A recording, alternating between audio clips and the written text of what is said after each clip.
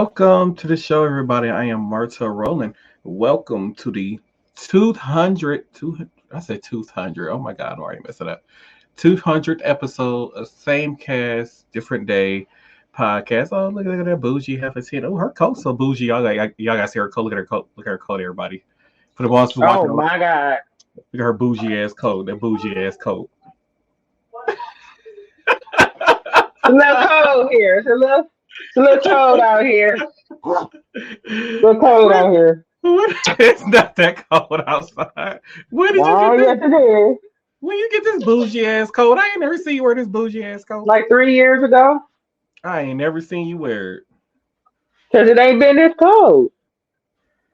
It is 20 degrees outside. You stop that line. It is not. You better knock that line off. You've been in the house for the last 2 weeks. Let me. Oh, it's say 11 degrees. It feels like zero. Mm. Mm. Okay, I ain't know it was cold outside. How did you not know it was cold outside? It's been like negative life outside for the last few days. Because I went outside today with some slides on and some shorts and with no socks on. You one of the reasons why COVID mutated. So I ain't know, like I went outside. I ain't feel cold. Whoa, let me not bust my. Ooh, and it's gonna be on the camera so the world can see. So once again, thank y'all for joining us for the 200th episode of Same Cast Day podcast. So to get things kicked off, because it's a lot to talk about in this week's episode. So we're going to talk about the Idaho University shooting that happened last year. So update. So the Idaho University, who owns the home where the shooting take place, where his name is I'm gonna say Brian Burger, Brian something. We're just gonna say that. He basically broke into this home that was owned by the University of Idaho. He broke into the home and stabbed four of their four students to death. Two victims of the families, oh man, wait, why is this not coming out right?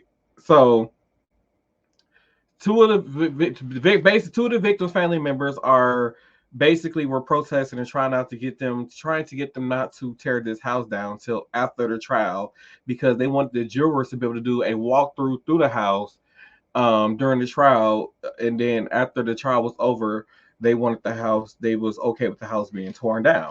And this just had me thinking, like, when crimes happen in places like this, where there's like a mass murder in a place like this, should we, if there's the house is scheduled to be torn down because of what happened and pretty much nobody wants to live in there, should it be after the trials where these houses get torn down or these places get torn down? So I'm starting to think, lean on the side, like, yeah, maybe it should to after the trial happened, just like the jurors need to go through and do that walkthrough and see, where it came from and how it happened and all the other different kind of things. So I think that it should be something going forward where that when crimes like this happen and there's a mass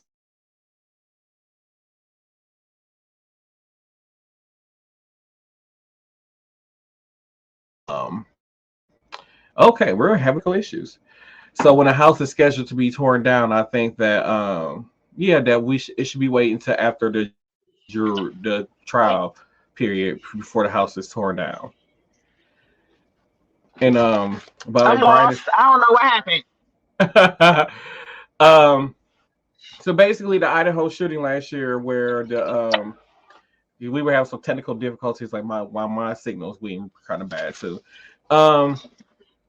So in that Idaho, and the four students who stabbed to death in a home in Idaho was it was some fact two of the victims' family members was like waiting to say we're trying to get the house torn down after the trial because they want the jurors to do a walkthrough. And I was like, I kind of agree. Like, this should be something going forward if it's like a home where people are not going to go moving back into that home because X amount of people was murdered in that home. I think the juror should do a walkthrough of the property to see where the person who did the crime, who was accused of the crime, came in through, and where they came in through and how like which rooms did they proceed like in order in which they killed each person. So I think that for those reasons, I think that they should keep those houses after the trial, in my personal opinion.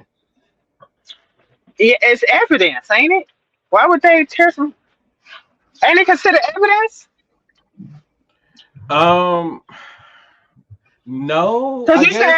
you said were the people murdered in the house? Yeah, so the victims were murdered in the house. That's correct. Yeah, no, I don't see why would they then why so it'd be a different thing if the person who committed a murder lived in that home, but the murders weren't actually like committed there. But if the murders were committed in the home, yeah, no, we're not tearing nothing down until the trial is over with. And I mean, in all honesty, the person can still file an Right. appeal. So that's just stupid. That is true. Oh, look who's down there. Who I is know, that? I right? can't see. Who's having when is it to start working for people? Oh, hey. Y'all burn up. Somebody might call her Whatever. Esme Lynette or whatever she go by now. She changed her name every 2 to 3 years. You can't keep No, the up hell with I all of don't. this stuff. No, the hell I don't. I'm still But SB. yeah. So the house was owned by the university, and the university chose to tear down the house, and they went along. Then they tore down the Oh, house already before the jury had a chance to do a walkthrough of the property. that's stupid. I 200% agree. That's why I was like, yeah, I think they should wait until after the trial to do it, considering that he's on trial for 4 counts of murder, and if he is convicted of the four murders, he will be sentenced to he's facing could be facing a death penalty. Oh, what state is this? Idaho. Idaho. They got the death penalty in Idaho. Apparently. And the thing is, the guy Y'all who don't committed. y'all don't go to Idaho acting stupid now. And the thing is, the guy that he wasn't even a student at that university. He was a student at one of the nearby universities that was closer to a mess. Yeah, that is a mess. What? So why were the people killed? Do they say? No, they don't have a motive Mm. yet behind why he did it. So how is he on? Did he like give himself up? Like how you got So somebody they arrested and had no motive? so they went on the manhunt for somehow they connected it to him. I don't know how they connected it to him, but they went on the whole manhunt to find him. So after he did the crime, he basically ran, which is guilty automatically. No, not really. That don't mean because somebody fled the scene that they guilty.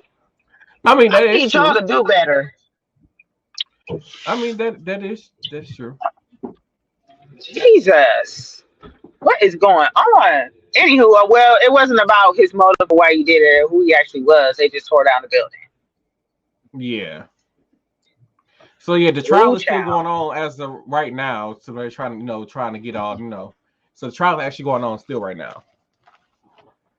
I think the next court date is Okay, not scheduled until the 22nd. So if they release some more information, I will keep y'all updated on that. So gotcha. heading into the next thing, as what the hell? As president, what did Trump do well? And we have a video on that and see if Trump did anything well. And let's find Okay. out. As president, what did Trump not do well? For starters, he didn't lose well. Once he lost the election, he tried to rally a bunch of people to overturn our democracy because he did not want to leave the White House. He didn't unite the American people well. He created the largest division in this country since the Civil War. Trump didn't budget well. $7.8 trillion in debt, more than any other US president in 4 years. He was completely lost on COVID. First, he downplayed it. Then he tried to take credit for saving lives. Then he promoted like drinking bleach and ivermectin, questioned the vaccine, then took the vaccine. Him and his followers complained about the development of the vaccine not being long enough for the studies, but then took credit for delivering the vaccine faster than any other president possibly could have done. He appointed a bunch of right-wing justices who want to set this country back another 100 years, which led to the overturning of Roe v. Wade. He claimed to back the blue and support law and order until the law applied to him. Abused his power by pardoning his chief strategist Steve Bannon. While not unconstitutional, definitely deserves condemnation for pardoning a known white supremacist. In fact, the only reason why he wants to be president now, not to help the American people, not because he cares about the poor or the working class, but it's to be able to pardon himself and keep himself out of prison. While claiming to not take a paycheck, he profited off his presidency by refusing to divest from his international business empire, which is failing anyways. He vetoed the bipartisan National Defense Authorization Act, which meant a 3% raise for our troops, but he claims to be a supporter of the military. He pardoned war criminals, Blackwater contractors who massacred Iraqi innocent women and children. He's the one that ordered the drawdown in forces in both Afghanistan and Iraq and then tried to blame the withdrawal on Joe Biden. When he lost the election and incited the insurrection, he considered imposing martial law. This was discussed at the Oval Office, and people are crazy to think that he won't try that again. He put his unqualified family members in top administrative positions. Nepotism at its finest. Tried to ban TikTok. Approved oil pipeline through native land, as if this country hasn't screwed the indigenous people enough. He called white supremacist protesters in Charlottesville very fine people, while telling United States citizens like Ilhan Omar to go back to their shithole country. He literally created a Muslim travel ban, then fired his active attorney general for not supporting his Muslim travel ban. In fact, he fired anybody who did not yield unwavering fealty to him. He expects everyone to kiss the ring. He tried to swap out Puerto Rico for Greenland. Tried to use his platform to cancel Goodyear Tire Company. Called former U.S. Senator and United States POW John McCain a loser.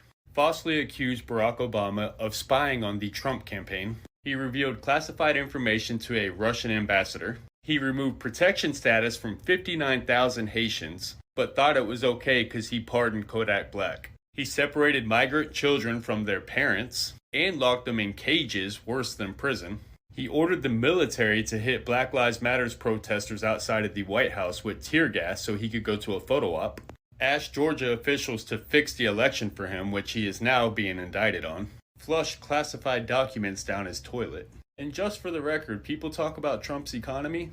13.2 million new jobs under Biden. Lowest unemployment rate in U.S. history for Black and Hispanic communities. I mean, we could go on and on about what Trump didn't do well. The one thing he did do well is hoodwink a large group of people into believing that he is the best thing since sliced bread. And I've said it once and I'll say it again. Trump did not make people racist. He just emboldened them to be who they already were.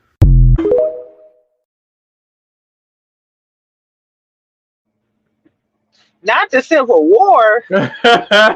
Thank you, Danny Collins, for the video. So, he only did one thing well, as you see at the end. I couldn't even hear me this whole time. Ain't that a bitch? This bald-headed heifer. So I this know, heifer, right? she finally decided to join a show. Shit, I just so happened to look on my phone and see it. I'm like, let me hurry up and get my ass on. Shit, because I can do this while I'm working, as you can see. Only thing bothering me is this light, but whatever. I'm so tired of your generation. Who generation? Child, please. I ain't no Generation X and no Gen Zs or whatever the fuck y'all call them. I'm none of that. Oh, you sure? yeah, I'm sure. But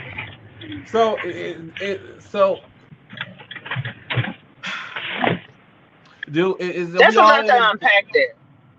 What happened? Yeah, that's what I'm like. Yeah, it's a lot to unpack. I'm trying to figure out like how, with all that stuff being listed and how he's failed as a president, why do people want this man to be president again so bad? And these people that they racist. And these people that he got brainwashed, like, how don't y'all see that he's not for you? How y'all ain't see that you became more poor under the Trump administration than he did under the Biden administration? Like, right. Come on. Make it make sense, people. So, It don't. speaking of Republicans have hit a new low, and this is about healthcare when it comes to our senior citizens. So hopefully I played the right video. So Oh yeah, my here we God. go. Yeah, I'm not surprised. Congratulations to the Republican Party. You have reached a new low. Every single voting Republican voted against capping prescription costs for the elderly at $2,000 a year. Democrats wanted to cap the prescription costs at $2,000 a year. Think about that for everybody. Think about that. Prescription costs of $2,000 a year. And every single Republican voted against it. Every single one.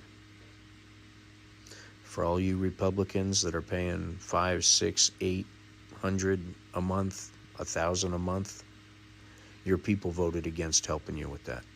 Just saying. MAGA. Start voting for your best interests.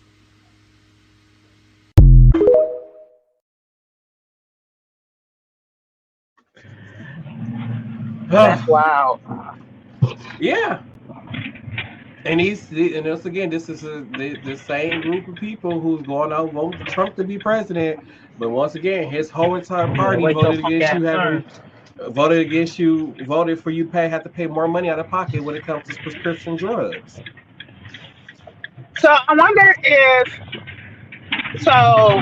my job switched from one healthcare insurance plan that previously was, thought to be top tier, right? Mm-hmm. To another one that was previously seen to be like basically for poor people, right? Medicaid. It's a Medicaid HMO. Mm-hmm. So, but to be honest with you, like I haven't paid for a prescription since we switched. And I think our open enrollment was in August. I haven't paid for not one prescription, none. I don't have a copay on any of my prescriptions.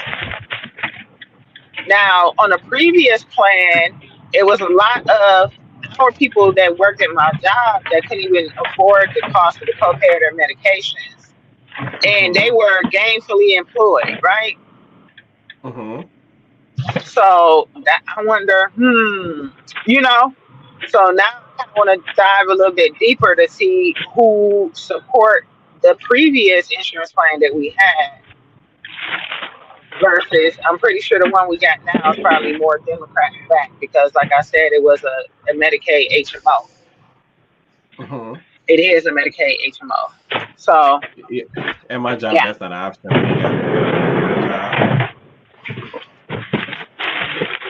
Let me mute this heifer. So yeah, we don't have that as an option at my job. Is no matter what healthcare plan that you're on, you're going to pay out of pocket regardless for any type of prescription, anything that you get from a pharmacy or you get anything that you get whatever that a doctor writes a prescription for, you're going to pay out of pocket for it regardless of what it is with our healthcare plan. And it's crazy because I work for a healthcare system and yet you pay out of pocket for every single last thing that you do. A visit to the ER, even though it can be simple as, I'm having cold and flu symptoms, whatever. I got my job. They sent me. I was at work. They sent me to the ER, and they say they're getting a bill for $1,300 that you have to pay out of pocket. And this is with the company's health insurance plan. Why does them keep muting me? I got a question. I muted you heifer, because you're loud. Why? With all the doors closing and box shuffling and stuff. Oh, I'm sorry. I'm like, who the hell keep muting me? I want to talk. I got a question. So some people don't have to pay like literally nothing, like nothing at all. Are those like the state, the federal workers or the state workers that that used to work for the state? Those people that work for the federal or work for the state or whatever the fuck, and they got that big money the retirement shit. I don't know. It was a couple years Like ago. pensions and stuff like that. Yeah. Yeah, the real big pensions. So do they? Because my ex's mama, she was one of them, and she said I never have to pay for nothing, no co-pays, no this, no that. So what is So that about? it depends on the health insurance plan. Cause like my granddad, he had to pay out of pocket for his health and for his medications and stuff like that. Like he had co-pays. Yeah. Even when he went to the doctor, he had to pay co-pay, and that's with having Medicare and all the other kind of stuff. So it all Mm. depends on the health insurance. Okay. Well, it seems I like you mean, have my some parents, good my insurance. parents, my parents were in the military, and as long as they go to a VA Yeah. place, they don't pay. My parents don't pay anything for healthcare. Mhm. Which Yeah. as So and unless they you're shouldn't. military, military people they don't have to pay for health care. But if you're a regular old civilian, if you don't have a health insurance plan to basically say, hey, we're gonna cover all your prescriptions and co-pays and stuff, then you're just gonna be paying out of pocket. Yep. You still gonna be mad? So are y'all familiar with Roger Stone? Nope. So apparently a government official basically threatened to assassinate Roger Stone, and Oh damn. I have a guy explaining that to us. So here we go. I don't know if you heard the Roger Stone demanding the the killing of Eric Swalwell or Ralph Nader just before the election to scare the hell out of the rest of the Democrats because he's sick of dealing with them. That's Roger Stone on video. Yeah. Eric Swalwell and Nader.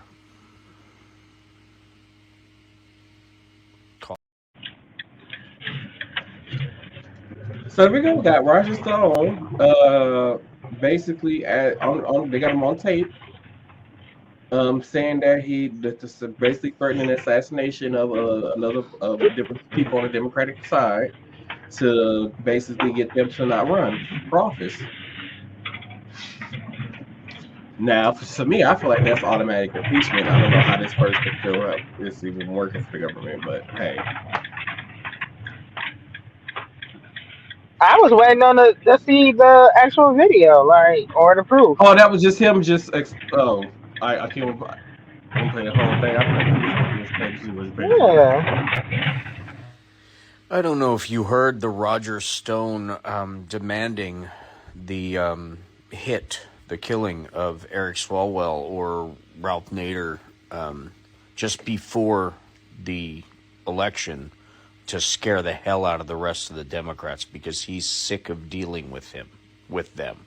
That's Roger Stone on video. Yeah. Eric Swalwell and Nader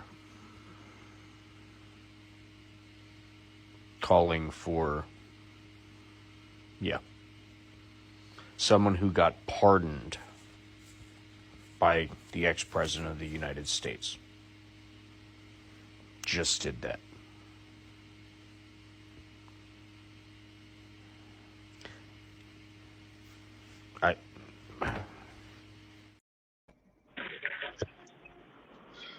So yeah, Roger Stone So Trump pardoned this person that just threatened to kill somebody. threatened to kill government people running for office.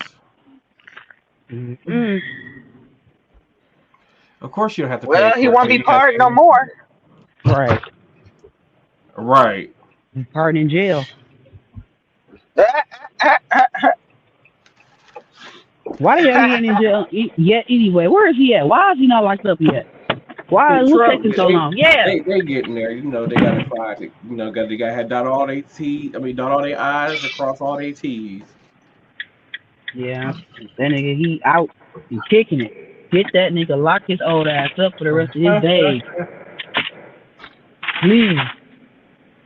Trump is literally the devil. I was gonna say something a little bit more violent, but you know. So, Say it. so to keep this show going, because like I said, it's a lot of things to try to get through on this episode. So one of the things I want to tackle. Oh, I don't think I actually put the clip in, so we might have to skip that and wait for next week. We are going to have. Yep, that's going to have to wait for next week. Okay, so to keep things going. In Ohio, there was a raid in Ohio where a child was injured during that raid. So Oh I'm yeah, going I to saw play. See, I'm going to play this clip. This man was way more detailed than the information that I was able to find. I'm not going to play the whole entire clip because this is a 5-minute clip, but I'm going to play a part of it, and then we're going to discuss. Elyria, Ohio. Police go to raid a home and serve a warrant as part of what they called an ongoing criminal investigation. As you can see, they showed up rolling pretty deep. They take positions up in front of the door and prepare to enter. While that's happening inside, Courtney and her 17-month-old Waylon, who has several health issues, he is on a ventilator, are just going about their day. Waylon is sitting on the floor watching Miss Rachel. Courtney is in the next room preparing a bottle for his feeding. That's when she says she hears what she describes as a very loud knocking at the front door. She does not hear them announce that they're police. She actually thought that it was a family member banging, kind of joking around. As she walks toward the front door, she sees police through the window, but before she can react, they come in.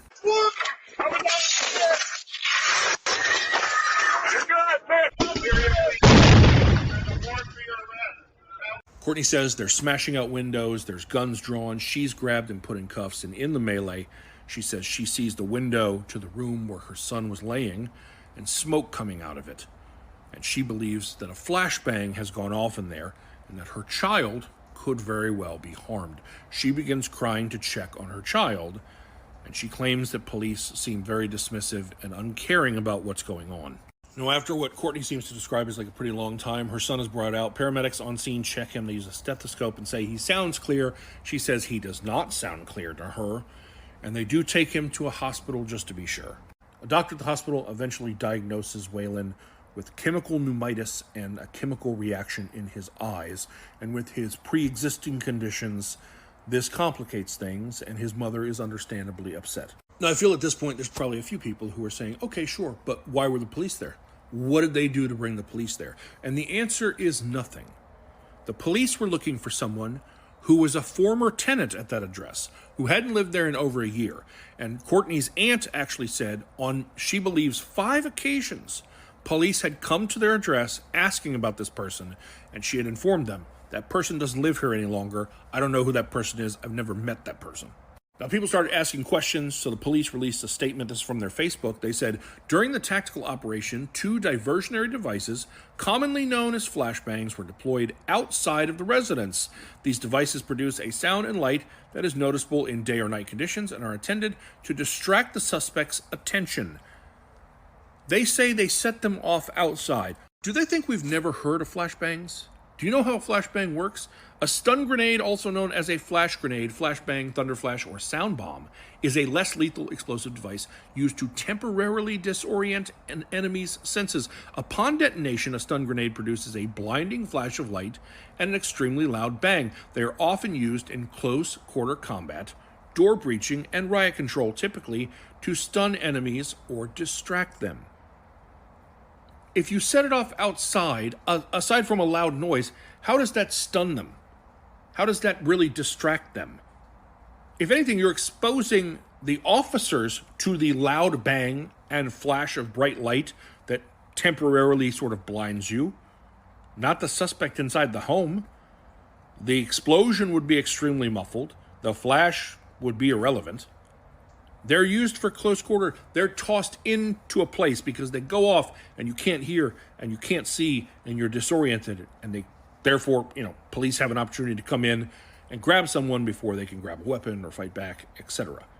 It makes no sense to detonate it outside. And despite their less lethal nature, stun grenades are still capable of causing harm and can injure or kill when detonated in close proximity. Like, next to a baby on the floor. But they say they didn't set it off inside. They also say things like, after repeated announcements is when they entered. From the very first knock to them smashing in the door, it's less than 9 seconds. So, Not a lot of time, especially if she's in another room, to process what's going on. And then they make it a point to say things like the child had a pre-existing medical condition. It's like something I expect an insurance company to say, like, your pre-existing condition is why whatever happened now doesn't matter because you already had a condition. And the insult to injury is, Courtney says, she hasn't gotten so much as an apology. The closest they came was, we had the wrong house. And now, this child who was already struggling, already had a rough road ahead of him, has to deal with this as well. So if you would like to help this family, there is a GoFundMe. You could just go to GoFundMe and type Justice for Waylon, and it'll come up. Also, I'll tag Courtney's TikTok. If you're on TikTok, you could go to her page, and that way see other updates, etc.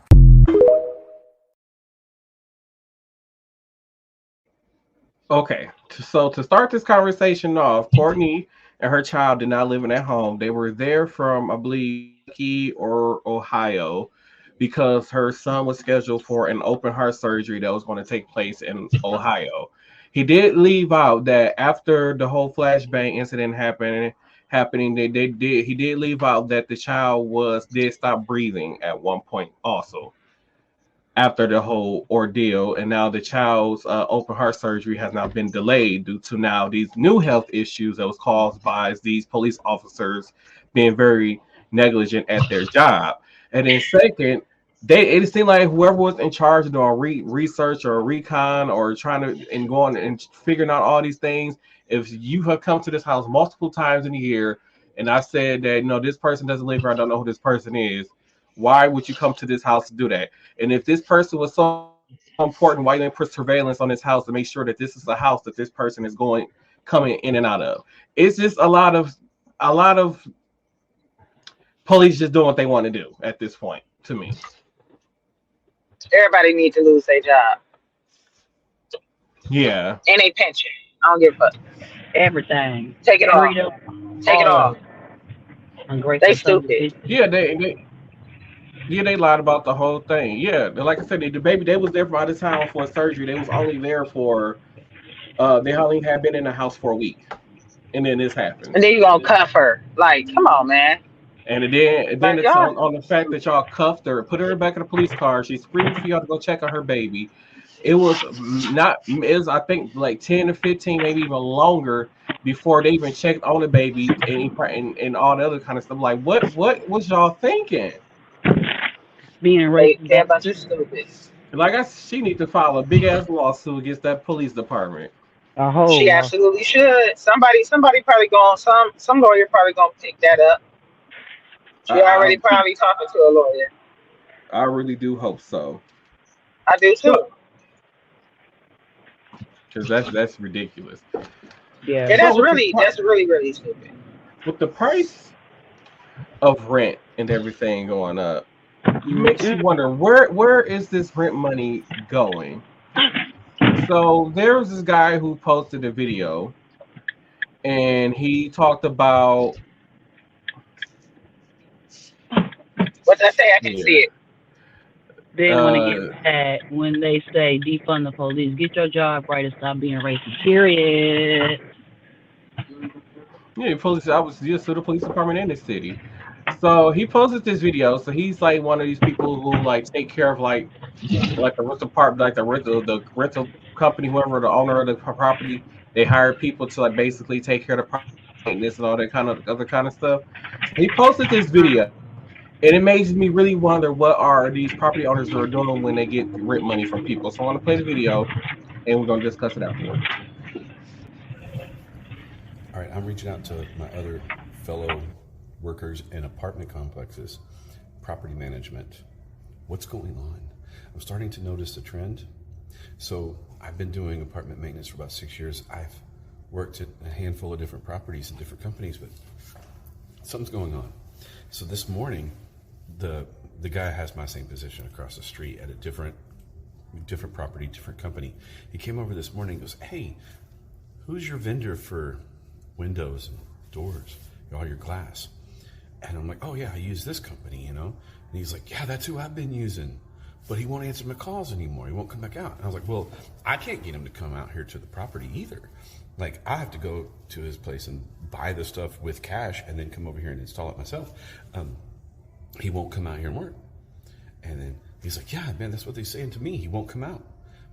And I'm like, yeah, this is like, what's going on? And he goes, yeah, and my plumbers won't come back out, electricians. I'm like, who do you use for plumbers? And he named this one company. And I'm like, I love that company too. I've used them for years at different properties. They won't come back out here anymore because we won't pay them. We got landscapers that we owe so much money to. We just won't pay them. So there's a lot of things on the property that you have to get contracted out. Like, I can do a lot of things. Like, I'll change a light switch and an electrical outlet, but I can't do any major electrical repairs. You got to call a company out here to do that. I can't do any major plumbing. I can remove a clog from a bathroom sink or something, but I can't do major plumbing repairs. You got to get a plumber out here. And they won't. You try to call these vendors and they just won't. My vendors for my fire alarm systems and sprinkler systems, they just won't answer my calls anymore. They won't respond to my text messages. And sometimes if they do, they'll tell me straight up, Michael, we love you. We think you're a great guy, but we're not going to come do work for your company anymore because they won't pay us. There's a backlog. Just so much money. I think we owed a flooring company upwards of $23,000 before they said something and go, hey, we're not coming back out. The thing is that the rent keeps going up. My pay's not going up. I didn't even get a holiday bonus. The vendors aren't getting paid. Where's the money going? Where's the money going? Like, it wasn't always this way. We used to be able to just call up contractors. Before I started working here, they had somebody that in my position that didn't know how to work on air conditioners. So they contracted all that out. They would spend like $5,000 a month on contractors to fix air conditioners. Now that I'm here, I do them myself, and maybe I spend $800 a month on parts that I need and do the work myself. But so where's that money? And the rent was less then. They were taking in less and paying out more. But now suddenly nobody can get paid. What's going on? And also, like, the requirements to come and work here are so high. You have to have so much insurance just to step foot on the property. You even have to pay. If you are a vendor, I need you out here to work on stuff, you have to pay an application fee for the privilege of working here. Nobody wants to do that. There's so much red tape you got to go through just to get on the property to work here. And these vendors, they're so busy with stuff. Like, any tiny little roadblock you put in front of them, they're like, here, fill out this form, send this email, you got to pay this fee. And they're like, nah, I'm out. I'm good. I got plenty of work. And so our companies are coming at us going, why can't you find people to come and do this stuff? What is happening? Because it's not just my property, not just my company. So who else is going through this? Is your ownership and your management company not paying your vendors? What's happening?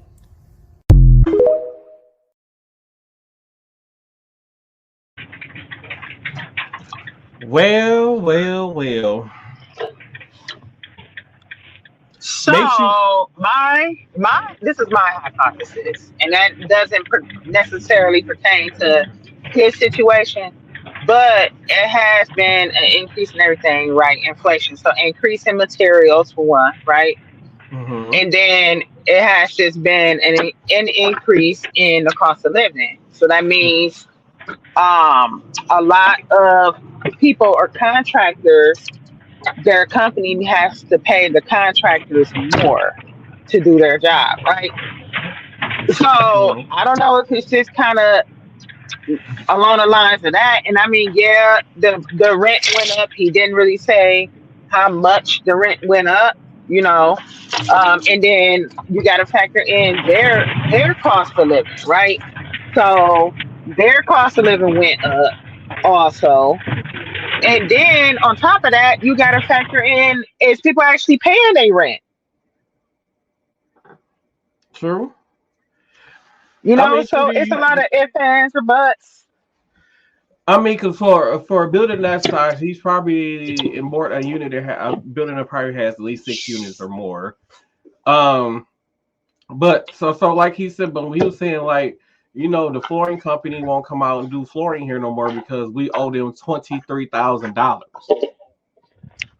Which to me for flooring really ain't that much. So I don't know how much they did. So I would have to look So and so they see like probably how much what so they it's replaced. probably every time it's probably for like every time they came over, so a new tenant moved out, and they had to go in and redo a flooring or something somewhere, and then they charge for it, but they probably done multiple jobs over across the term of whatever, and they just got to the point like, hey, you guys have racked up this bill and you're just not paying us, so we're not coming Right. out no more. So but then, there was COVID and it was a rent freeze and people didn't have to pay their rent during that time. True. So there's that. Then like for flooring, it depends on what kind of flooring you putting down. Is it carpet? Is it laminate? Is it a hardwood floor? So it's so in my head when I hear that, I don't have enough information to give a sound opinion on that. Yes, It's absolutely. They need to start paying down their bills, so they can get their vendors to come out so people can have a nice, decent place to live. Absolutely. But I mean, stuff happens and maybe they don't own the property outright. Maybe they're still paying the mortgage. My mortgage went up, mm-hmm. So it could be a lot of that. The cost of materials, the cost of the service, the cost of the actual building went up. Then there's the inflation is causing people to fall behind on their So rent. I'm like, at this point, then you need to either sell the building or figure out another strategy plan, because if you constantly increasing rent and you can't pay your vendors to come out here and take care of the property, like he said, I only can change, light switches and sockets and stuff like that. But if there's something where it's a major electrical issue and I need an electrician to come out and fix it, but I can't get an electrician to come out and fix it because the company that we use to come out and fix that stuff, you guys owe them a large bill and just won't pay them. So it's like, what do you expect? He said that the owners had the nerve to come. They came to him and said, "Hey, why can't you get anybody to come out here and fix this stuff?" Well, I can't get nobody to come out here and fix this stuff because you won't pay them. Well, there you go. I mean, they can always take out a loan to pay that type of stuff, Mm-hmm. like a HELOC. You take it off the cost of your you put it on like it's a loan that you pay back with your mortgage. Right. They can do that for repairs. Right. So, the NHL had made a policy or something within the NHL that I didn't know was a real thing. And when I had saw this, I'm like, no, this just can't be real. Like, and this didn't make national headlines or nothing. So I'm going to show this to y'all real fast. Breaking gay news after the NHL passed a Don't Say Gay bill. That's just become distraction. Because this homophobe refused to play. He saw any pride tape. My choice is to stay true to myself and my religion. This straight player risked his entire career. What is the NHL doing? Obviously, we're all here based on what you did. And with his job on the line. As a straight male, I really don't understand how much impact I can have. The first NHL player to openly defy the league's ban on pride tape. The NHL just announced pride tape. What are they doing? Is back.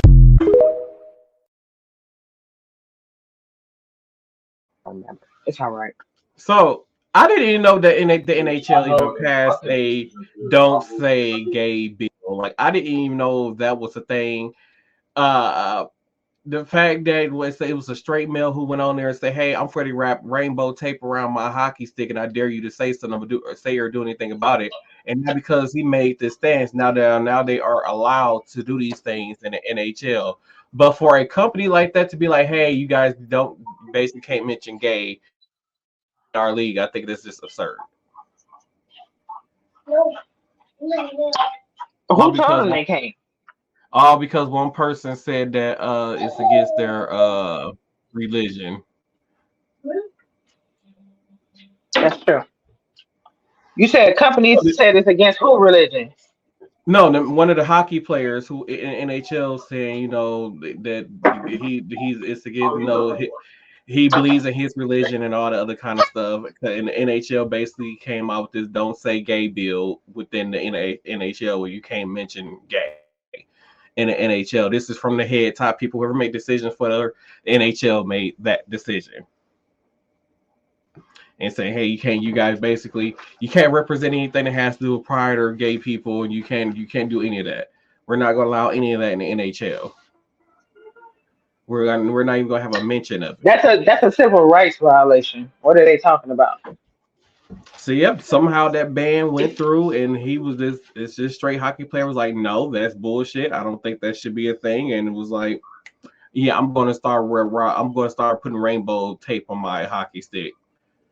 And because he took that stance and it got some publicity, and now they went back on they were like, oh, you guys, yeah, you can do it now. Pride. NHL is all about pride. Pride. I think once that went public, they like, oh, this is gonna be really bad for NHL, and this is gonna cost us money. Let us go double back, which basically what happened. Why is everybody so stupid? Why do you think you're gonna get away with something like that? First of all, like it's a clear civil rights violation. I don't understand it either. And it's not just like it's the heterosexual people too that worry about what other heterosexual people be doing and who they sleeping with. So it's just a matter of people don't know how to mind their business. Right. And worry about the stuff that pay them, because then nobody, you know what I'm saying? Like, come on, get with it. You can't tell somebody to not be who they are anymore. You cannot. All you can hope for is people to remain professional while they're at work. That's it. Right. That's it. And it ain't no ban on what color tape he can use on his hockey stick. You know so yeah, I'm glad he stood up. Yeah, actually, it was a ban on it, so that's why he even with the ban, he said, you know what, I'm gonna wrap my hockey stick in rainbow colors, and he did. But so this is my thing though. Rainbow is a symbol of pride, but a rainbow is a rainbow. Like Right. that's a naturally occurring event in the world. So that's all of that shit is just stupid to me. Kids like rainbows. Right. Kids that like rainbows. They be like, gay. Okay, well, It's some colors. Right, It's colors. Colors. That's all it is. Colors. Straight up. So Tina has sent me a video about a statement that someone made about single mothers are the worst parents. So I haven't watched this video yet. I just went and got the clips to put Oh, it's on here for triggering. you guys.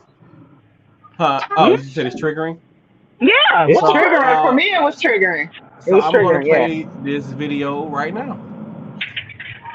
Single mothers are literally the worst parents on the entire planet. Statistics back that. Over 70% of young men that grow up under a single mother in particular, end up in prison. So everything that this man just said is a complete lie, which means it must be time for another round of These Aren't Facts. They're just things you made up to justify your feelings. Now, the often quoted statistic is that 70% of inmates come from single mother homes, which would represent about 840,000 of the 1.2 million people incarcerated according to the Department of Justice in 2021. Meanwhile, 70% of the estimated 19 million children raised in single mother homes would be about 13 million. And I'm not sure how Aaron's defining young men, but even if we adjust for that, it would still be an absurdly wrong number. Okay, so Aaron misspoke, but what about that 70% statistic? That has to be correct, right? After all, it's repeated everywhere. Women gotta hold themselves accountable because 70% of boys in jail are raised by single mothers. Single sisters are to blame for the high population of men in jail. 70% of youth in juvenile delinquent facilities come from single mother homes. 80% of all youths in prison are from single mother homes. If you compare a single mother, is 80% chance of going to jail. 80% of all prison inmates came from single mothers' homes. I did the research. 80% of black males who are in jail come from single mother homes. We are filling up these prisons with fatherless kids. Okay, so we're not sure if it's 70% or if it's 80%, if it represents all prisoners, just young men, or only black men. But what we do know is that prisons are full of young men from single mother homes, and the women folk are to blame for it. And this statistic has been copy-pasted across every website for fathers' rights groups and family law attorneys representing fathers. But notice that it's different. It's 70% of juveniles in state-operated institutions, not prisoners. But even that claim is wrong. It comes from this 1987 report from the Bureau of Justice Statistics. And it says across all juveniles in state-operated institutions, 70% of them did not come from a two-parent home, which includes single mothers but also single fathers, homes where the child was raised by other relatives, and foster homes. In fact, single parents were only 54%, and of that, 48.4% were single mother households. But it's important to remember that this is 35-year-old data about juveniles in juvenile institutions, not prisons. And they only surveyed about 10% of juveniles, so while it might be indicative, it should not be taken as a concrete fact. Now, the statistics on inmates are actually fairly easy to get, thanks again to the Bureau of Justice Statistics. And in 2002, they showed that the number of offenders from single mother homes actually dropped from 41 to 39%, and went back up in 2016 to 41.1%. Meanwhile, homes with a father represented 40.7% of all offenders. It's almost neck and neck. So while prisons may not be overflowing with offenders from single mother households, it does represent an elevated risk about 2 to 3 times. And since your lifetime incarceration risk is about 5%, what that means is instead of 70% of children raised by single mothers going to jail, actually well over 80% will avoid ever seeing a jail. Okay, but that still means that single mums offer the worst outcomes, right? Well, studies have also looked at incarceration rates for different household types. And they did again find that 3 times risk for single mother households. And you can see that when we adjust for social, educational, and economic disparity, that risk drops to about 2 times. But before single fathers start to crow about this, look what happens when dad gets a new partner. They offer some of the worst outcomes. And when we remove the economic advantage that single fathers often have, you can see that single fathers with a new partner offer the worst outcomes, beating out single mothers with stepfathers, and even children not raised by either parent. So if we really care about childhood outcomes, we need to be teaching men not to ignore their children the minute a new woman shows up.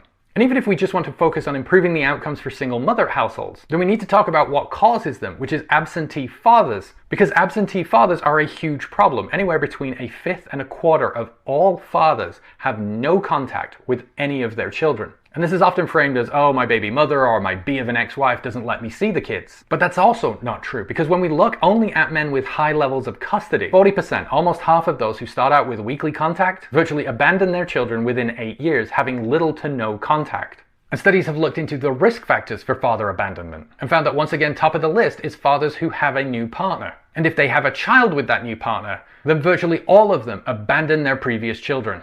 So if we really care about improving childhood outcomes, then we need to stop talking about single mothers and instead talk about the disgusting attitudes and behaviors in fathers that treat their children as disposable.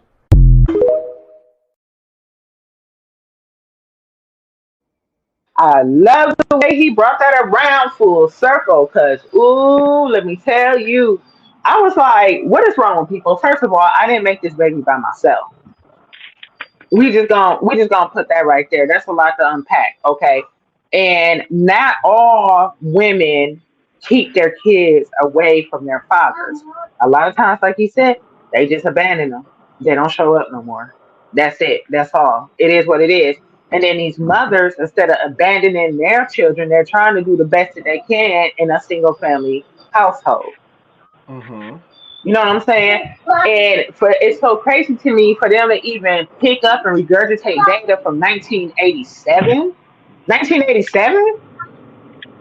And then for him to say, you know what, we're going to go even a little deeper. Let's talk about single father households. And when they get a new partner, the outcome is much worse. Yeah. You know, so that is so crazy, and I hate to hear that out of black men's mouths specifically. It's crazy because I think everybody who made every black male man that they showed in that video making that statement, more than likely their father probably was not even in their life. First of all, so they one of those statistics. You're a statistic, sir. Yeah, you're that.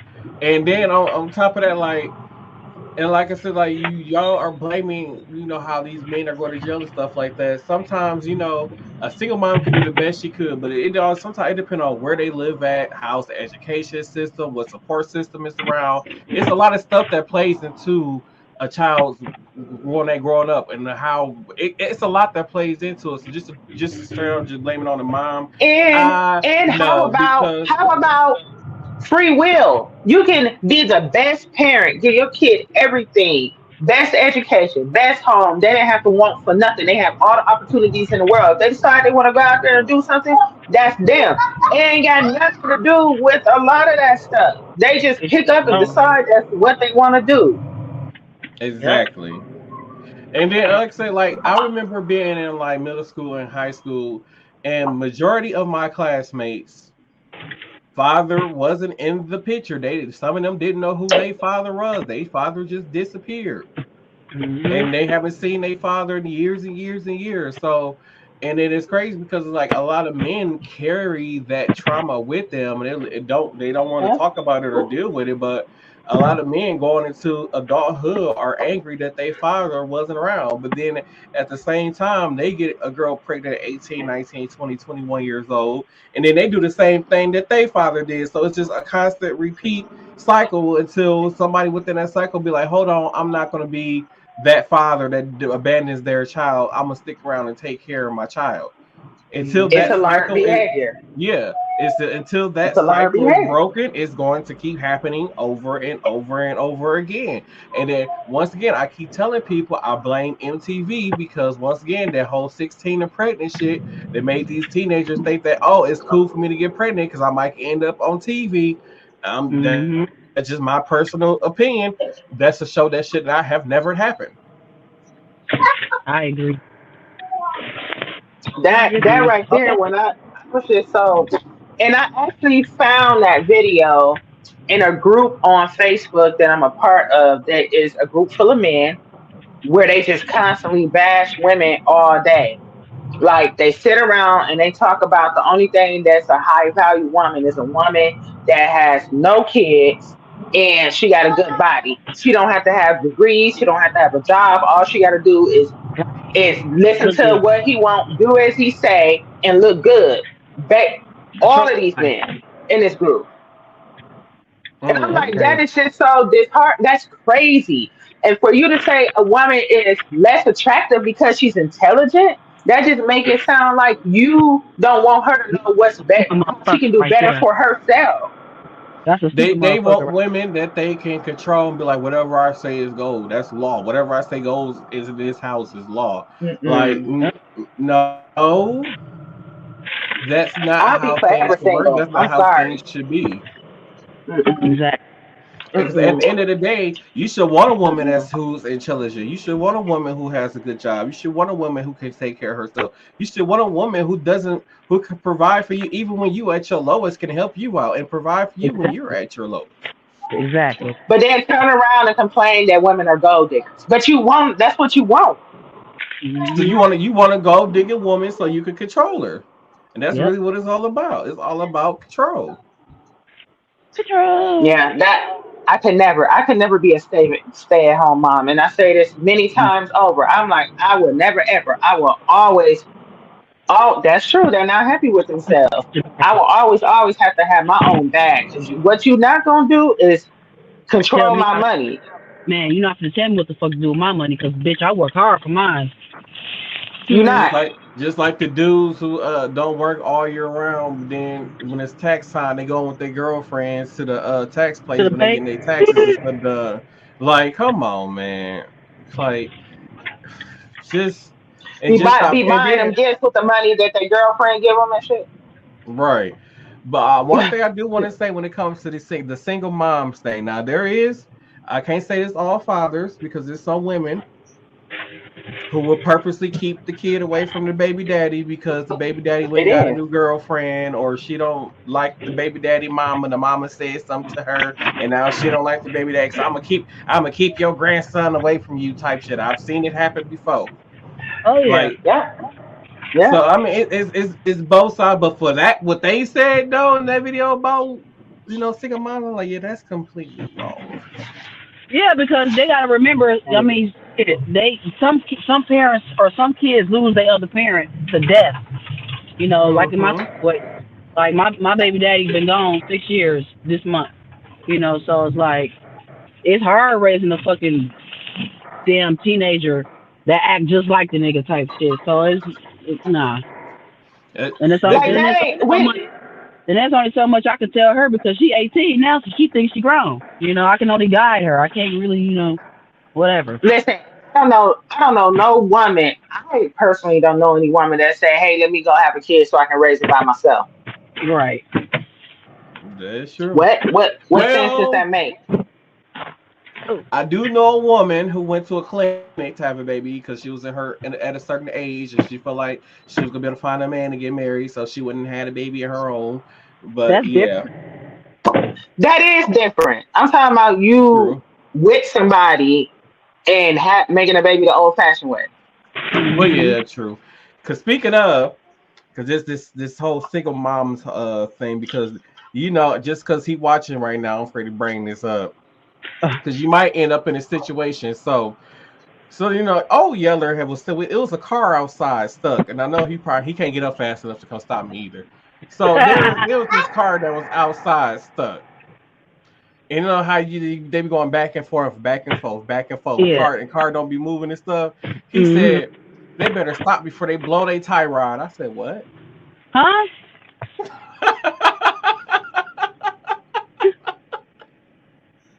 How you is he watching all their tie rod? Wait, hold on, wait. Oh, Yeller, what? How do you blow your tire rod? Please, get your ass on your answer that. How do you blow a tire rod? Please give me that answer because I've been whipping this shit out of this motherfucker, and my shit's supposed to be blown already at this point. And I'm talking about this big ass truck on the Come on, Yeller, we need an answer. Oh God! Why you mess him out like that? He think the tire rod is in the engine, y'all. This is what happened when you come them single mother households that don't know about cars. I was gonna say, don't do that. I know more about cars than a lot of men. Exactly. Don't do that. He's talking about he not speaking without. I was like, who told you that? And he's like, everybody, a lot of people in my family say that. I want to be. Damn, I'm tired of this. He said he gonna blow his tire rod. Oh, okay. Yeah, I have to explain. Yeah, does I'm like when your tie rod breaks on you can't turn. Like you can turn that wheel, but that tire not gonna turn. It's just gonna keep going in whatever direction that wheel in that the tie rod broke in. It's connected to the wheels, your steering system. Now, what you can do is. That's what I said. So you can blow the transmission, or you can blow a gasket or something like that. Stuff like that. That's what happens when you blow something. Maybe I shouldn't have said the B word. Oh well. Snow. But Lord have mercy, y'all. Lord have mercy. I was just like, I couldn't believe that. That's so man. But yeah. So this was a news roundup. We did a whole lot of rounding up.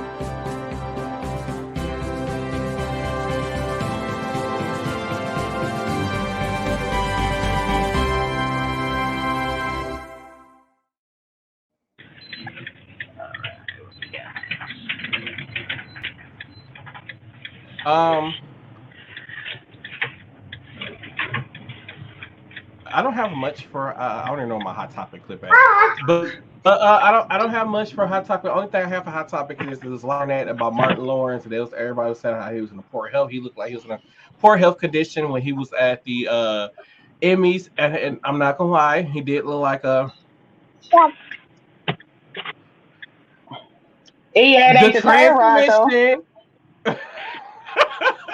Wait, what happened? It ain't called a tire rod. So Martin was looking very fragile at the Emmy Awards and stuff. Somebody said, "Oh, he was slurring his speech, blah blah blah." So his team got with it. I was like, "No, Martin is doing just fine.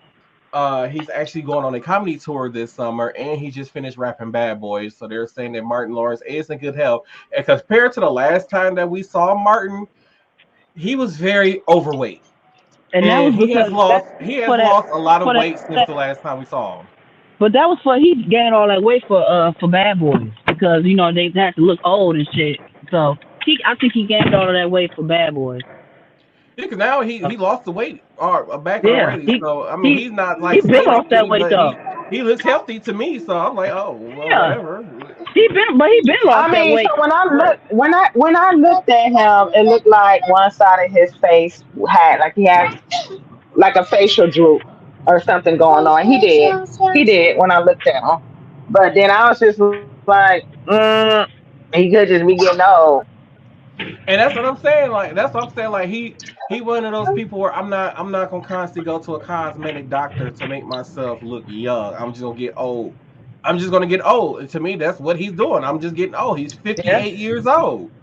He's just getting old. He look good to be 58. He look good. He look good. Yeah. So yeah, I haven't seen this posted to a lot of media outlets for this next story. I don't know where people are getting this from. I have not seen this posted anywhere where they were saying that Kevin Hart and Tyler Perry are joining up to sue Cat Williams for a defamation lawsuit, whatever. For I believe it was for like I think I said 100 or 200 some $1 million. You all know. Once again, Cat Williams doesn't have that kind of money. And once again, like I went on TMZ, Wrap Up, That Grape Juice. I went to Entertainment Tonight. I went to a lot of like sources to try to figure out if this was true, and I did not see not one outlet reporting this. So I don't know where people was getting this information from. You need to stop it. But what I can tell you is what I can tell you is Tyler Perry is filming a new Medea movie as we speak right now in Atlanta, Georgia. Ooh, I can't wait. There's video of him on TikTok. They were at a gas station filming a scene.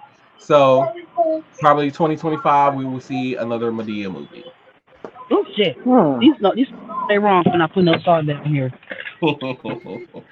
I don't push buttons on this thing. Lord have mercy. I don't know what I did. Justin Timberlake is teasing a comeback. So he's going around posting flyers like missing pictures, like he's a missing person. What?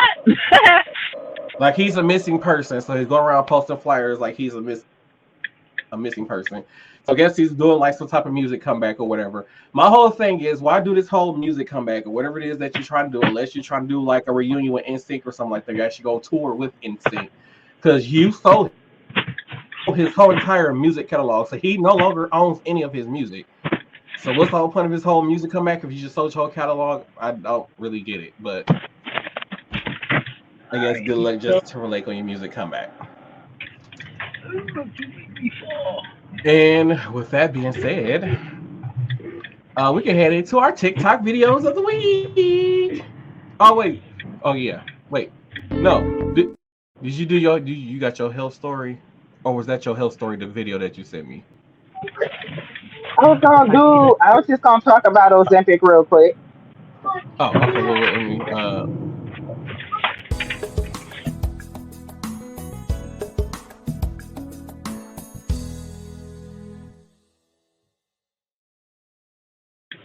I played the wrong clip, by the way, but go ahead.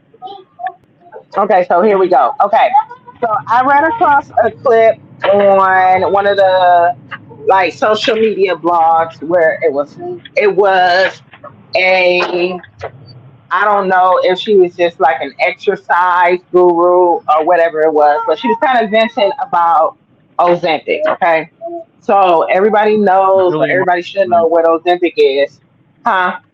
Julia Michaels, right? I think it is Julia Michaels.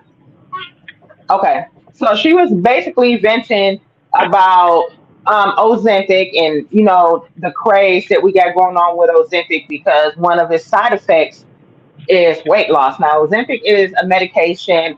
The generic name for it is semaglutide. It is a weekly injection for people with type 2 diabetes, right? So it also has like cardiovascular benefits. And it has been a shortage of it since people figured out that it helps you lose weight, right? So one of the side effects, so semaglutide is a hormone. And basically what it does is it sends signals to your brain telling you that you're full, so you don't eat as much. And then it also slows down your gastric digestion of food, so you feel fuller, longer, right? So that in turn is what causes people to lose weight.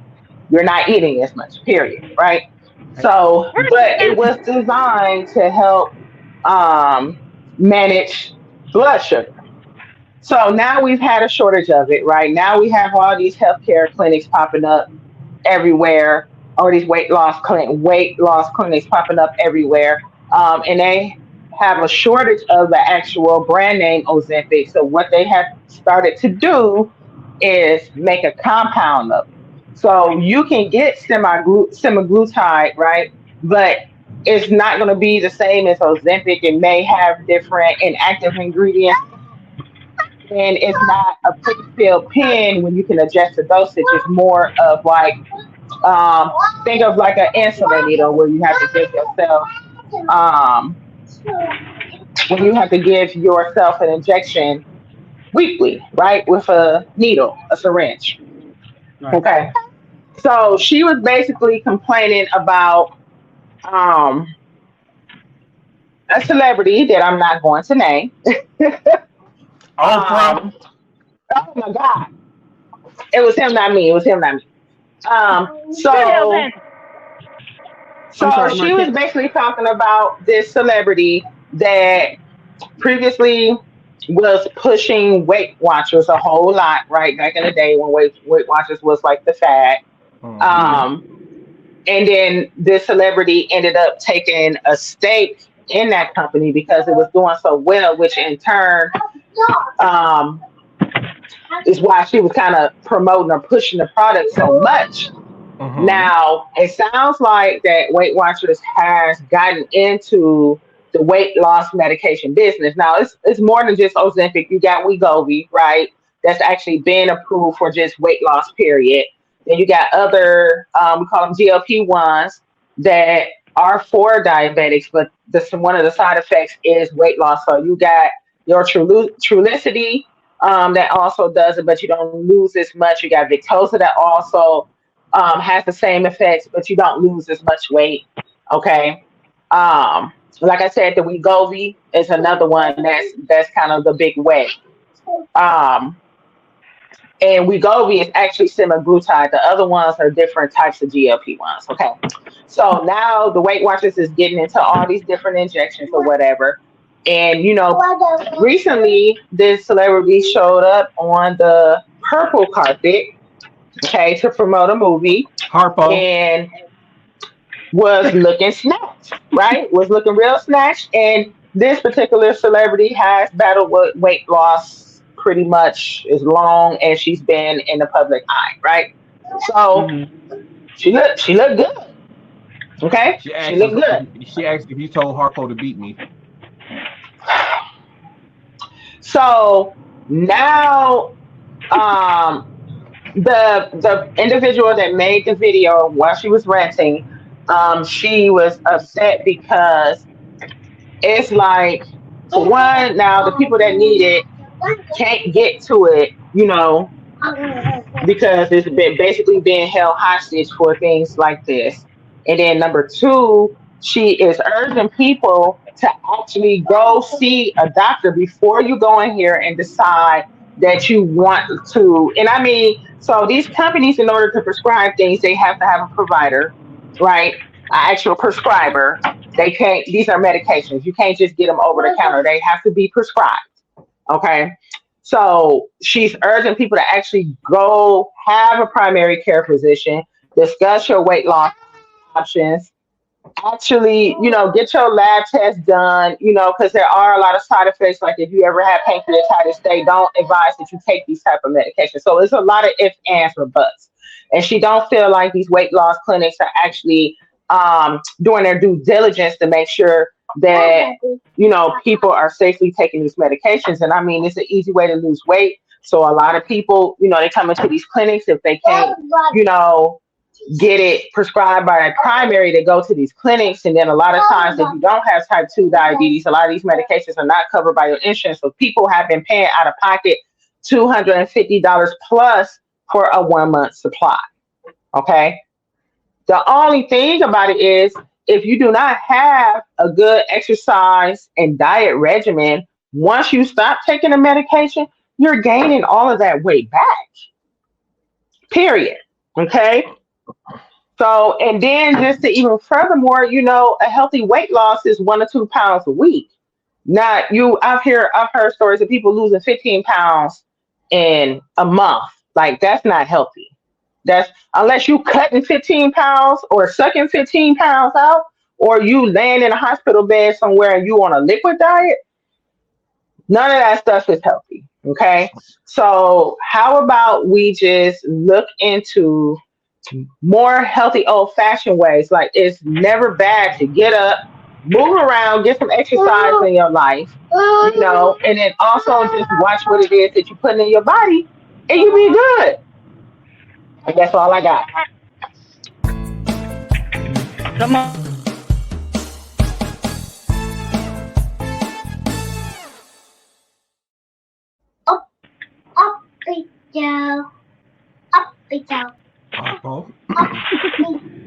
I'm done. Now, if we get... I said I wasn't naming names, so I don't know what you're talking about. Disclaimer, we don't know what he's talking about. She the one who publicly went out there talking about that. I'm just saying. Okay, fine. Okay, because I gotta get ready, right? So we're gonna go into our TikTok videos of the week.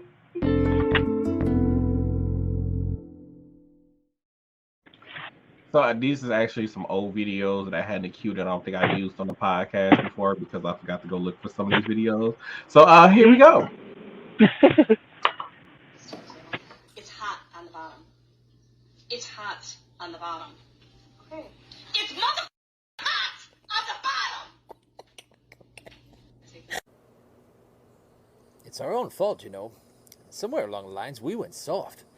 You see, our parents, they would have just let us grab the bottom of that pot, and that's how we would have learned. We would have never gotten anywhere near it again, or at least we would have a lot more respect for the bottom of that pot. But no, this generation, well, we have taught them how to do it through words, and without the experiences that go along with it. Well, I do believe a great teaching tool is just a slight amount of pain, and it leaves a lasting impression on you to the point where you'll probably not try to do that again. But what terrifies me the most is that these children are going into the working class with, well, the same type of respects for dangerous things. And that terrifies me because most of them will probably unalive themselves within the first 6 months of working, wherever they are. Yes, you see, they're going to do something silly, like try to wire a residential panel in a home. Their boss will tell them once, that wire is hot. He will tell them twice, that wire is hot. And then the youngling, of course, will stick his little sausage fingers around the piece of wire and electrocute himself like a piece of bacon right there frying on a hot summer day. And he'll stay there, basically, until somebody slaps him with a 2x4 to knock him off, and the coroner comes around and says, well, he's gone. And that's the way it's going to be. Quite frightful. Is there any way that we could put a filter on this gene pool?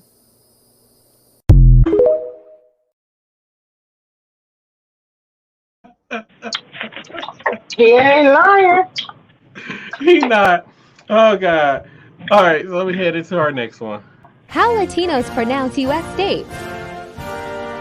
Ok, sangre está aquí. Ese es Wisconsin.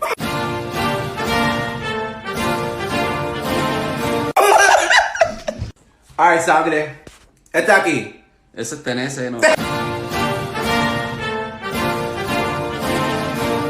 ¿Cómo? Tennessee. Tennessee, man.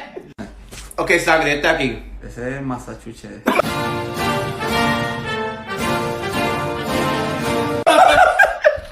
Y está aquí, sangre. Arkansas. Arkansas. Arkansas. Ok, sangre, está aquí, es un poco difícil, ¿ok?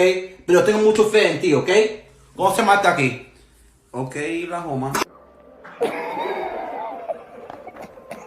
¿Cómo? Ok, Oklahoma.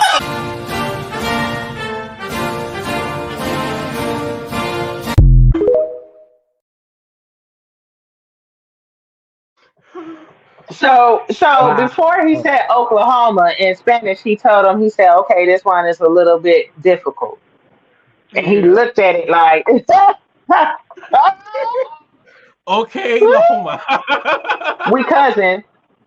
We cousin. Right. We cousin. Oh my We god. cousin. Oh my god. But I mean, for the record, a lot of our towns and cities here in our state are difficult to pronounce. They're all Yeah, named come from indigenous people.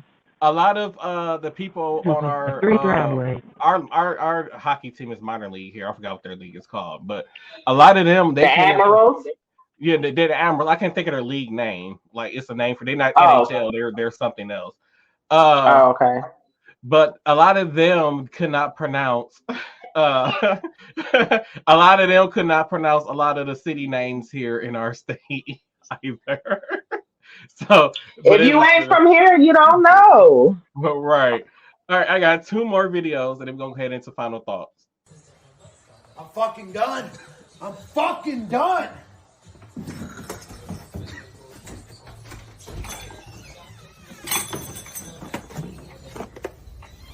I'm fucking done.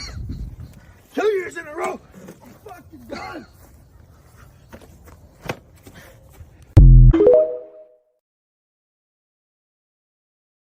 Them Wait, did that Cowboys cut out is just mad. float? They just floated off into the air, didn't it? That's what it looked like. These Cowboy fans are super mad about that ass whooping they got on Saturday. Ooh, from the Packers, honey. Okay, I got From one the more Packers, video. honey. They got their ass whooped. Oh, they got. Oh, they got their asses whooped. I'm like, what is this 20-0 shit? I said, all right. They call it the Cowgirls for a reason. The Cowgirls, they call it Cowgirls for a reason. Oh Lord. Let me play this other video, this last one. Every year they do this shit. I'm so sick. Oh my god. Dallas. Let me down. Every year. Every fucking year. You're recording? Yeah. It ain't the time. What about your sweatshirt? What about my sweatshirt? I'm so done with Dallas. I'm done.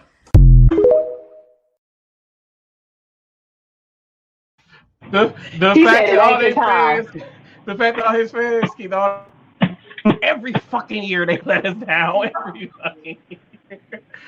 The fact where they showed the owner throwing the paper at the counter and turned around like he was like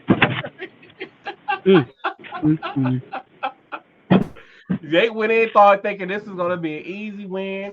It's crazy. They don't know the Packers by now. Come on now. It's crazy how at the beginning of the season, Jordan Love's not nothing. He's not a leader of this team. He's an awful player. And he was like, okay, let me get used to being a starter. Like, let me get used to this position. When he got used to that position, he's the first rookie quarterback. I couldn't say rookie, but his first year as a quarterback was the only quarterback to have nearly a pass, what they call it, a passing record, like a complete passing record. Like what's that I'm trying to think of? Like one of the best passing records in the history when it comes to like first year The quarterbacks. completions. Like, yeah, completion rate. His completion rate was better than any other quarterback during their first year playing and as a starting quarterback. You're not afraid to tell me that this man so then a lot of these other football team members are mad like, well, like how has Green Bay been so lucky to get 3 Hall of Famers back to back as quarterbacks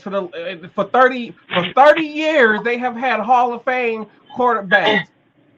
And then Didn't we win the first 2 Super Bowls? Perfect passing record. Did we win? We did win the first 2 Super Bowls, I believe. Yes, first 2 or 3. The Ice Bowl. Come on now, we made for this. This is what Green Bay do. Come on now, we are football. Right, and one of the things football. that we have done well that none of the other teams has doing is we are grooming our next quarterback when they take over. So like how Aaron Rodgers sat behind Brett Favre for all them years, and then when Aaron Rodgers got his start, it was just like, boom, we got this. This is my team. I got this. We doing this thing, and Aaron Rodgers held it down while he was with Green Bay, and then what was it? Jordan Love sat behind Aaron Rodgers for 2 years. He picked up, he learned. Aaron Rodgers was grooming him and all these other kind of things. Boom. Now Jordan Love's out there. This is my team. I'm gonna carry this motherfucking the team like I'm supposed to. I'm gonna get this team some wins, and that's what I'm gonna do. When he got comfortable, he got the teams the wins that they needed. I'm just saying, we was like, yes, old Yeller. We were was the first number 7 seed to be in history to ever win a playoff game. You are correct about that. So once again, put some respect on Jordan Love's name is all I gotta say about that. Put some respect on his name. To be honest, I didn't expect for the Packers to make it to the playoffs though, because I'm like, it's his first year as quarterback. I also expect when a new quarterback take over that we just automatically not gonna make the playoffs. I doubted you at first, Jordan Love. I'm not gonna lie. We started out a little rocky. But Packers always come through with them Hail Marys. That's what we known for. Yeah, I'm like, and that's what I'm saying. I'm just like, oh, we got a really young team. We ain't got a lot of the players that we had. Like, oh well. Okay, I wasn't expecting us to make the playoffs, and we actually did. So I'm happy for it. We all gonna be glued to the TV this weekend. Right, Saturday night. All right. With that being said, let's head into final thoughts.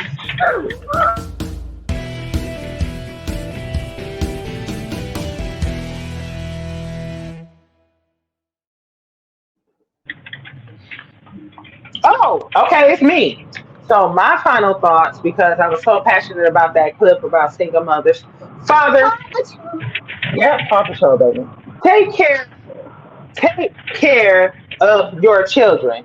And I'm not speaking financially, I'm speaking being there in their lives. Like it's a major difference. Like, it's not just about buying stuff, it's about spending time and teaching things. So that's pretty much my final thought. Oh, hey, 30-year-old. This Say hi, 30, Corey. right? Make sure. Oh yeah, that's a 30-year-old. What's going on? All right, let me switch to this other bald-headed heifer. Oh, my bad. Okay, so my final thought is, this is all off topic. If you want your Amazon packages delivered front door, back door, any fucking door, plow and salt your driveways and your damn side things, your shit. Otherwise, you won't get it. That's all. Lord have mercy. Okay, my final thought is arise, raise hell, and then you leave. And then also, like I said, like Tina said, you fathers need to do better, take care of your children or whatever. We need to believe more in the power of the Christmas tree and stuff like that. 342 days until Christmas, just let y'all know that. Also, we need to do better with, like she said, with plowing these streets and stuff like that. And we need to teach these children about car parts, because tie rods, you cannot blow a tie rod. The tie rod is not part of the engine. You know what I'm saying? The tie rod is not part of the engine. So yeah, that was my final thought. And then with that being said, make sure y'all check out our social media accounts on Facebook, Instagram, and TikTok. Tomorrow I'm gonna be working on getting some clips released for you guys, so you need something from the podcast. Don't forget to check out the audio versions on wherever you stream your podcast. The audio versions are on there also. And audio listeners, if you ever want to watch us do our thing live, you can find us on Thursdays at 7:15 p.m. Why can't I hear nobody? Thursdays. I don't know, just me talking. You can find us at 7:15 p.m. on Thursdays, and we see you all on the next episode of the Same Cast Different Day podcast. Okay, now what the hell is happening?